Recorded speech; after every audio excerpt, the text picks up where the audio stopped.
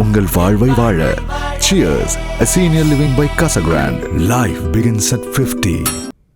அமைச்சர் நேருவின் நகராட்சி நிர்வாகம் மற்றும் குடிநீர் வழங்கல் துறையில் பணியிடை மாறுதலுக்காக 366 கோடி ரூபாய் லஞ்சம் பெறப்பட்டுள்ளது என்று அமலாக்கத்துறை குற்றம் சாட்டியுள்ளது.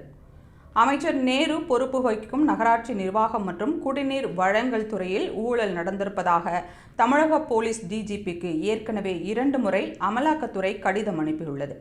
ஒப்பந்தங்களை முடிவு செய்வதில் 1020 கோடி ரூபாய் ஊழல் நடந்திருப்பதாக குற்றம் சாட்டிய அமலாக்கத்துறை அதற்கான ஆதாரங்களை கடிதம் மூலம் டிஜிபிக்கு அனுப்பியது.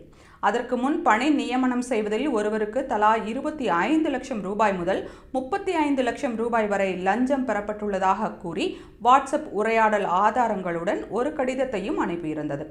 இந்த 2 கடிதங்கள் மீது உரிய வழக்கு பதிவு செய்து தங்களுக்கு தெரிவிக்கும்படி அமலாக்கத்துறை தெரிவித்திருந்த போதும் தமிழக லஞ்ச ஒழிப்பு போலீசார் எந்த வழக்கையும் பதிவு செய்யவில்லை. இந்த சூழலில் அடுத்த ஊழல் தொடர்பாக ஜனவரி 14ஆம் தேதி அன்று அமலாக்கத்துறை அனுப்பிய 3வது கடிதத்தில் நகராட்சி நிர்வாகம் மற்றும் குடிநீர் வழங்கல் துறையில் பொறியாளர்கள் பணியிடை மாறுதலுக்கு குறைந்தபட்சம் 7 லட்சம் ரூபாய் முதல் 1 கோடி ரூபாய் வரை லஞ்சம் பெறப்பட்டுள்ளது.